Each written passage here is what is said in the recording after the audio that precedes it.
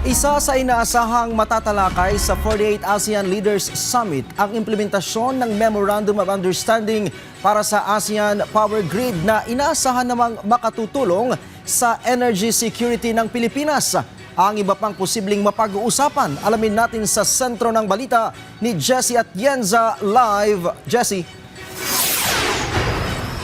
Ryan, live ako ngayon dito sa International Media Center kung saan kanina ay humarap sa local at international na mga miyembro ng media ang mga kinatawan mula sa Department of Foreign Affairs at Department of Trade and Industry kung saan inilatag nila yung mga mahalagang paksa na inaasahan nilang tatalakayin sa gaganaping ASEAN Leaders Summit dito sa Cebu. Ipinagbigay alam ni DTI Undersecretary Alan Hepty na isa sa priority economic deliverables ang implementation ng Memorandum of Understanding on ASEAN Power Grid. Dito inaasahang mailalatag ang framework sa legal na aspeto, technical at mga pulisiya para matiyak ang connectivity sa cross-border trading ng kuryente sa pamamagitan ng submarine power cable. Isa rin sa inaasahan nilang maisusulong sa ASEAN Leaders Summit ang regional implementation ng kanilang action plan on investments na nakatutok sa green projects.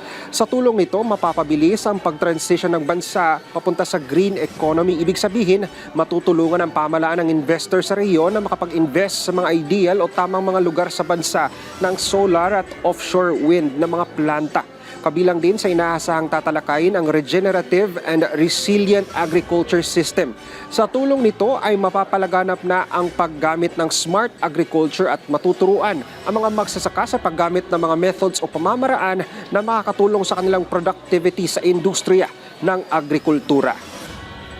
Ryan, ayon sa Department of Trade and Industry at ng Department of Foreign Affairs na natataon ang pagsasagawa nitong ASEAN Leaders Summit dito sa Cebu dahil kinakailangan sa panahon na ito ang kolaborasyon at integration ng mga ASEAN leaders para sabay-sabay nilang matugunan itong mga problemang kinakaharap ng rehiyon na dulot rin nitong tensyon sa Middle East.